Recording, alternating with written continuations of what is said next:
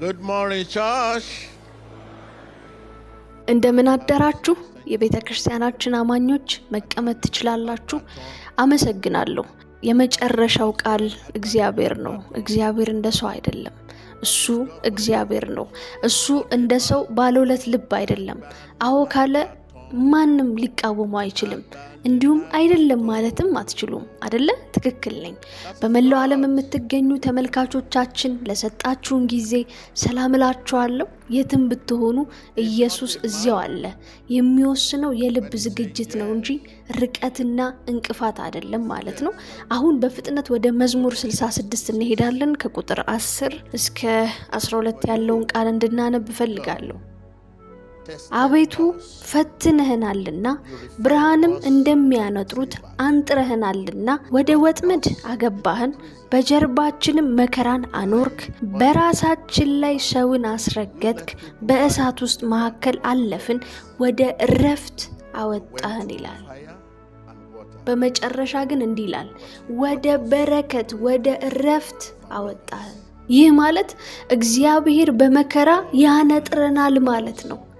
የተፈተነ ሙቀት በሌለበት ቦታ ኃጢአት በቀላሉ ይደበቃል። ልክ እንደ ወርቅ በእሳት ውስጥ ካላለፈ በቀር እድፍና ድብቅ ቆሻሻ አይወጣም። ዛሬ አንድን ሰው ልጠይቅ ነበረ፣ ለምን ቤተክርስቲያን አልመጣህም ብዬ።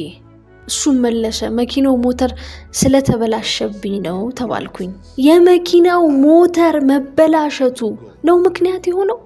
መኪናውን የሰጠው አምላክ መልሶ ሊወስደው አይችልምን? እግዚአብሔር ለምን ያንን አደረገ? እሱ ብቻ ነው የሚያውቀው። ምናልባት ይህ ሰው ዛሬ በመኪና በመሄዱ የሆነ አደጋ ሊደርስበት ይችላል ይሆናል ብሎ አምላክ ሰውን ለመጠበቅ ሲል መኪናው እንዲቆም አድርጎት ሊሆን አይችልም? ይችላል። ነገር ግን ወንድማችን ሞተሩ ተቃጠለ በማለት ብቻ ሳይመጣ ቀረ። ይህ በፈተና ሙቀት በሌለበት ጊዜ የሚደበቅ የድክመት መገለጫ ነው። የፈተና ሙቀት ሳይመጣ ይህ ሰው እስቲ ያስቡት፣ ምንስ ብላችሁ ትፈርዳላችሁ? የፈተና የመከራ ጊዜ ይምጣ።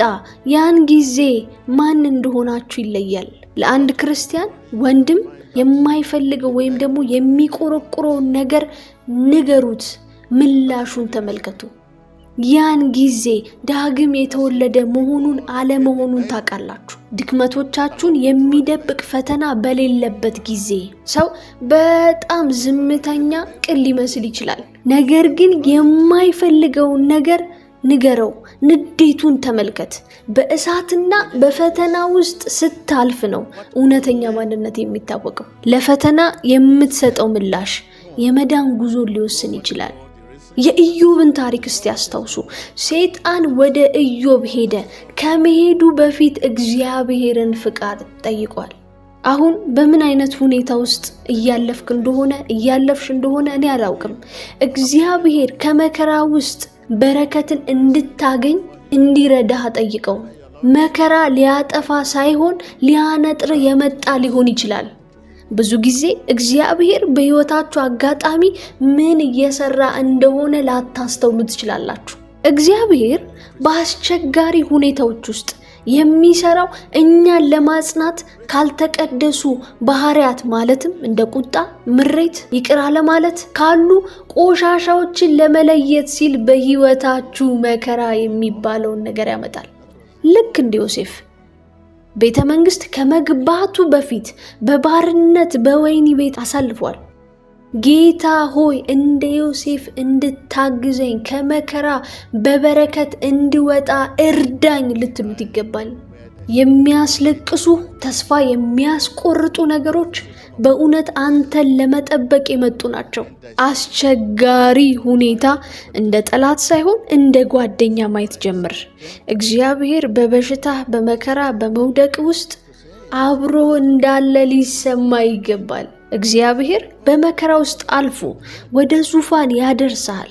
ብዙ ጊዜ እኛ ግን ይህ ጠላት ነው ሊያጠፋን ነው ብለን እናለቅሳለን፣ ወይም ራሳችንን ለማጥፋትም እኮ እናስባለን። አይገርምም? በዚህ ህመም ውስጥ ባታልፍ ኖሮ ምን ሊደርስብህ እንደሚችል ማን ያውቃል?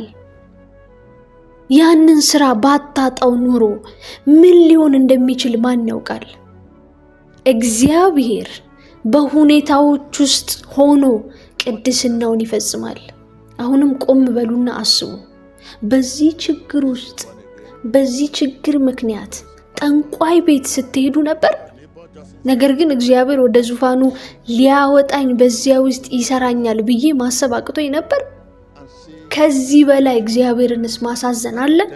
ተነሱና እንዲበሉ ጌታ ሆይ የልብህን ጥልቅ ሐሳብ እንድረዳ ማስተዋልን ስጠኝ። ምክንያቱም ኢየሱስ በሕይወታችሁ ላይ ጌታ ነው። እግዚአብሔር በዚህ ሕይወት እንዲመሩን ህልሞችን ይሰጠናል። ያ ህልም ወይም ራዕይ በጨለማ ያለ አቅጣጫ ልትጓዙ ትችሉ እንደሆነ የሆነ ነገር ይጠቁመናል። ህልም የልብ ጉዳይ ነው። አሁን ቆመህ ሳለህ እንኳን ልብህ የእግዚአብሔርን ሐሳብ ይናገራል። የፈተናው ሙቀት የሚመጣው ካልተቀደሰ ምሬት፣ ጥላቻ ሊሆን ይችላል። እግዚአብሔር በበሽታ በችግር ውስጥ እየሰራ መሆኑን ለመረዳት የጌታን ልብ ማወቅ አለብህ።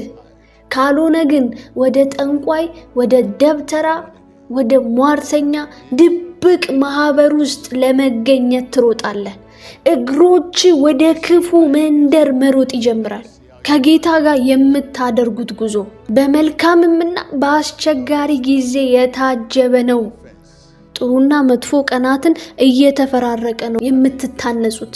ቀንና ሌሊት የተፈራረቀው እንደሚያሳድሩ ሁሉ በመንፈሳዊ ሕይወት ጠንካራ የምትሆኑበት በመልካምና በመጥፎ ቀናት ውስጥ እንደምታልፉ ማሳያ ነው። አሁን የመስዋዕት ጊዜ ላይ ልትሆኑ ትችላላችሁ።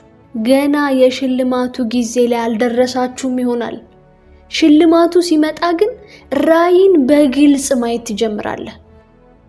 እግዚአብሔር እንደሚያይህ፣ እግዚአብሔር እንዲያምንህ የእምነት ስጦታ ያስፈልግሃል። እምነት ከእግዚአብሔር የሚሰጥ ስጦታ እንጂ አንተ በራስ ጥረት የምታመጣው ነገር አይደለም።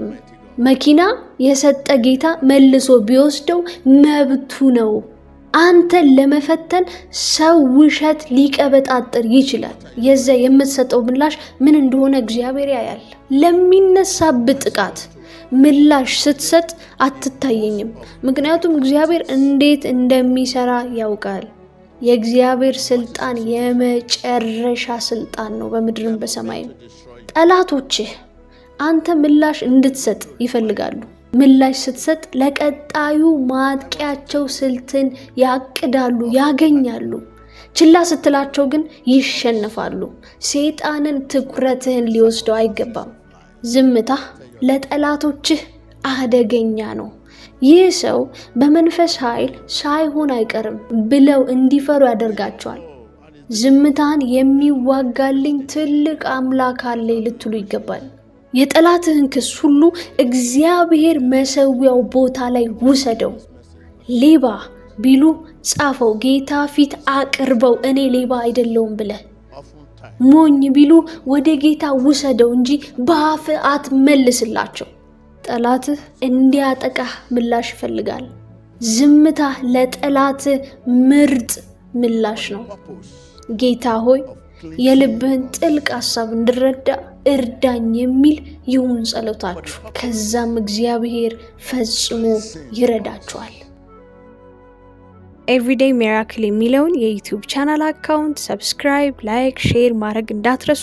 ሁልጊዜ የምንለቃቸው አዳዲስ ቪዲዮዎች እንዲደርሳችሁ የደውል በተኗን ተጫኗት። ኮሜንት ላይ ምን ማስተካከል አለብን፣ ምን እንጨምር፣ ምን እንቀንስ ኮሜንት ላይ አስቀምጡልን። ሁልጊዜም ለእናንተ የትርጉም ቪዲዮዎችን ይዘን ለመምጣት ዝግጁ ነን። እናንተ ግን ሰብስክራይብ፣ ላይክ፣ ሼር ማድረግ እንዳይረሳ።